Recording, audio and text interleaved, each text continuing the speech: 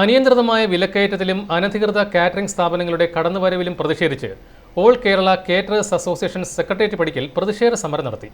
ഈ മേഖലയിലെ പ്രതിസന്ധി ജനങ്ങളെയും സർക്കാരിനെയും ബോധ്യപ്പെടുത്തുന്നതിനാണ് AKCA പ്രതിഷേധ സമരം സംഘടിപ്പിച്ചത്.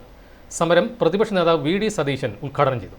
വിലക്കയറ്റം തടയുക, വിലക്കയറ്റത്തിന് ആനുപാതികമായി ഗ്യാസ് തുടങ്ങിയ പെട്രോളിയം ഉൽപ്പന്നങ്ങൾക്ക് കാറ്ററിംഗ് മേഖലയിൽ സബ്സിഡി അനുവദിക്കുക, അനധികൃത കാറ്ററിംഗ് സ്ഥാപനങ്ങൾക്കെതിരെ നടപടി സ്വീകരിക്കുക, ഈ മേഖലയെ ഒരു വ്യവസായമായി അംഗീകരിച്ച് ഇതിന്റെ ഭാവി സുസ്ഥിരമാക്കുന്നതിന് ഈ മേഖലയെക്കുറിച്ച് സമഗ്ര പഠനം നടത്തുക, കാറ്ററിംഗ് സംരംഭത്തെ ഒരു മിനിസ്ട്രിയുടെ കീഴിൽ കൊണ്ടുവരിക, സ്റ്റാർട്ടപ്പുകൾക്ക് ഉപയോഗിക്കുന്നതിന് പറ്റിയ വേദിയാക്കി ഇതിനെ മാറ്റുക, ഈ മേഖലയിൽ പുതിയ കമ്പനികൾ തുടങ്ങുന്നതിനും നിലവിലുള്ളവയെ സംരക്ഷിക്കുന്നതിനും പലിശ ഇളവോടെ വായ്പകൾ അനുവദിക്കുക തുടങ്ങിയ ആവശ്യങ്ങൾ ഉന്നയിച്ചായിരുന്നു AKCA സെക്രട്ടേറിയറ്റ് പടിക്കൽ പ്രതിഷേധ സമരം സംഘടിപ്പിച്ചത്.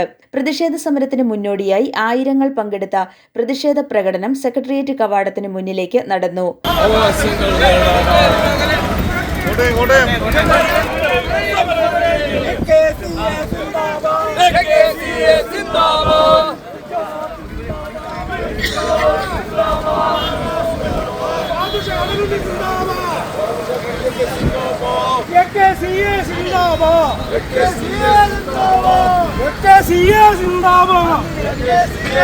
തുടർന്ന് നടന്ന പ്രതിഷേധ സമരം പ്രതിപക്ഷ നേതാവ് VD സതീശൻ ഉദ്ഘാടനം ചെയ്തു. സമൂഹത്തിൽ സാധാരണ ജനങ്ങൾ നേരിടുന്ന പ്രതിസന്ധിക്കെതിരെ കൂടിയാണ് AKCAയുടെ സമരമെന്ന് VD സതീശൻ പറഞ്ഞു. ലക്ഷ്യം നേടുന്നതുവരെ സമരം ശക്തമാക്കണമെന്നും VD സതീശൻ പറഞ്ഞു. AKCAയുടെ ഒരു പരിപാടി സെക്രട്ടേറിയറ്റിൽ ഉണ്ടാവും എന്ന് കരുതിയപ്പോൾ ഞാനൊരു പരമാവധി ഒരു 50 പേരെയാണ്. ഞാനിപ്പോ അത്ഭുതപ്പെട്ടിരിക്കുക. കാരണം ഇപ്പോഴും അവിടെ നിന്ന് ആളുകൾ ഇങ്ങനെ വന്നുകൊണ്ടിരിക്കുകയാണ്. ഇത് ഇത്രയും കരുത്തിട്ടൊരു സംഘടനയാണെന്ന് എനിക്ക് ഇന്നാണ് ബോധ്യമായത്.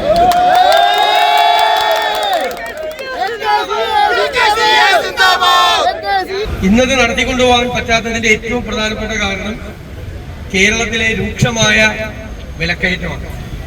വിലക്കയറ്റം എന്ന് പറഞ്ഞാൽ എല്ലാ സാധനങ്ങൾക്കും വില വർദ്ധിച്ചിരിക്കുകയാണ്. ശരാശരി വില വർധനവ് 50% മീതെയാണ്. പല ഐറ്റത്തിനും അതിനേക്ക് അപ്പുറം പോയി. ഇപ്പൊ വെളിച്ചെണ്ണയുടെ കാര്യം തന്നെ പറഞ്ഞു, ഏറ്റവും കൂടുതൽ ഉപയോഗിക്കുന്നതാണ് മലയാളികൾ. 2020 120 രൂപയെ വെളിച്ചെണ്ണയ്ക്ക് ഉണ്ടായിരുന്നു. ഇപ്പൊ 480 രൂപയാണ്, 4 ഇരട്ടിയായി. അപ്പൊ എത്ര ശതമാനമാണ് വർദ്ധിച്ചത്? 4 കൊല്ലം കൊണ്ട് 400%. ഈ പോക്ക് പോയാൽ അത് 500ലേക്കും 600ലേക്കും പോകുന്ന പോക്കാണ് വെളിച്ചെണ്ണയുടെ പോക്ക്. ഏറ്റവും പ്രധാനപ്പെട്ട അരിയുടെ വില കൂടി, ചെറുപയറിന്റെ കൂടി, കടലയുടെ കൂടി, തുവരപ്പരിപ്പിന്റെ കൂടി, ഉഴുന്നിന്റെ കൂടി, എല്ലാ ഐറ്റംസിന്റെയും കൂടി, പച്ചക്കറിയുടെ വില കൂടി, മാംസാദികളുടെ വില കൂടി, എല്ലാ സാധനങ്ങൾക്കും വില കൂടിയത്. ഇന്ത്യയിൽ 1ാം സ്ഥാനത്താണ്. ഇത് കാര്യത്തിനാണ് വിലക്കയറ്റത്തിന്റെ തോതിൽ ദേശീയ ശരാശരി വിലക്കയറ്റത്തിന്റെ തോത് ഇടിഞ്ഞു. നിങ്ങൾ ഇന്ന് ഉയർത്തിക്കൊണ്ടിരിക്കുന്ന വിഷയം നിങ്ങളുടെ മാത്രമല്ല, ഇത് കേരളത്തിലെ സാധാരണക്കാരായ മുഴുവൻ ജനങ്ങളുടെയും കൂടി പ്രശ്നമാണ് നിങ്ങൾ ഉയർത്തിക്കൊണ്ടുവന്നിരിക്കുന്നത്. അതുകൊണ്ട് ഈ ആവശ്യങ്ങൾക്ക് മുമ്പിൽ നമുക്ക് തോറ്റുകൊടുക്കരുത്. അത് നേടിയെടുക്കുന്നത് എന്ന് മാത്രം വിനയപുസ്തകം പറഞ്ഞുകൊണ്ട് നിങ്ങൾ നടത്തിയിരിക്കുന്ന ഈ സെക്രട്ടേറിയറ്റ് മാർച്ച് ഉദ്ഘാടനം ചെയ്തതായി അറിയിക്കുന്നു. AKCA സംസ്ഥാന പ്രസിഡന്റ് പ്രിൻസ് ജോർജ് അധ്യക്ഷനായിരുന്നു.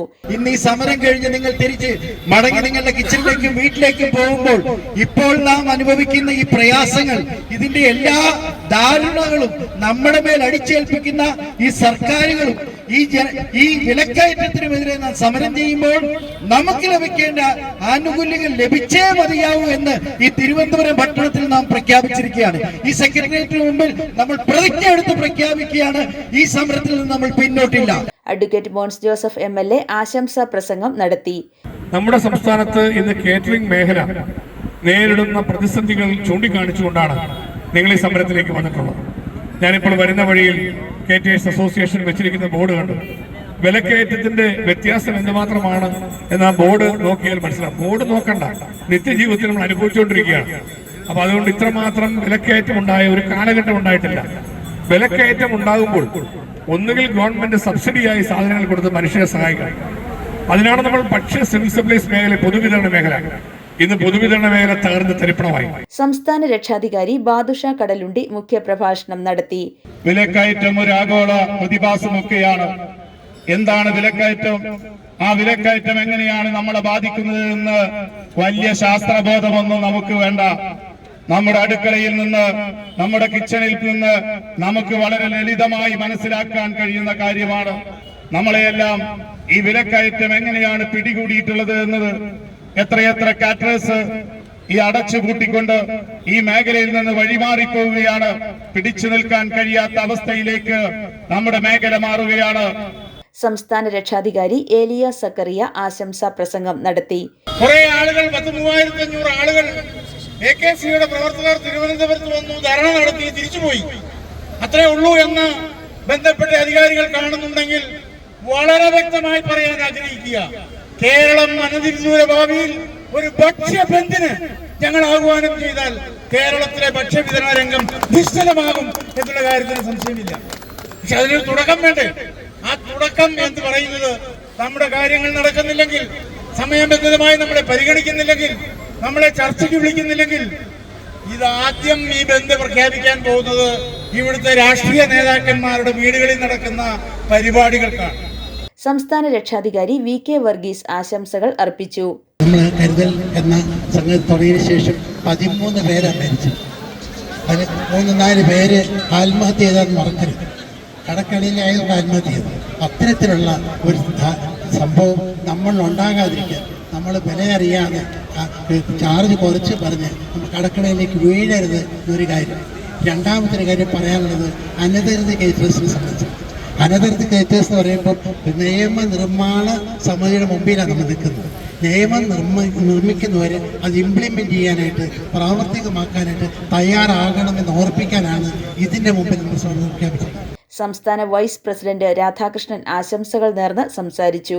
നമുക്കറിയാം, ഓൾ കേരള കാറ്ററിംഗ് അസോസിയേഷൻ ഇതിന്റെ പ്രാരംഭ കാലഘട്ടം മുതൽ ഏതൊരു സമരം ചെയ്യുമ്പോഴും പല സംഘടനകളും അവരവരുടെ ആവശ്യങ്ങൾക്ക് മാത്രം സമരം ചെയ്യുമ്പോൾ, ഇന്ന് AKCA എന്ത് സമരം ചെയ്യുമ്പോഴും അതൊരു സാമൂഹിക പ്രതിബദ്ധതയോടുകൂടിയാണ്, അത് സമൂഹത്തിന് വേണ്ടിയാണ്. അത്തരത്തിലുള്ള ഒരു സമരം തന്നെയാണ് ഇന്നും ഇവിടെ ഞങ്ങൾ തുടങ്ങിയിരിക്കുന്നത്. കാരണം എന്താണെന്ന് അറിയോ സുഹൃത്തുക്കളെ? ഒരു മാസം മുമ്പുള്ള പേപ്പർ നിങ്ങൾ നോക്കിയാൽ നിങ്ങൾക്ക് മനസ്സിലാവും. ഇവിടുത്തെ വെളിച്ചെണ്ണ, വ്യാജന്മാരായ വെളിച്ചെണ്ണ, 60ഓളം ബ്രാൻഡിൽ വ്യാജനമുള്ള വെളിച്ചെണ്ണയാണ് നമ്മുടെ നാട്ടിൽ സുലഭമായി നടത്തിക്കൊണ്ടിരിക്കുന്നത്. V സുനിൽകുമാർ നന്ദി രേഖപ്പെടുത്തി. i4U news, Ettumanoor.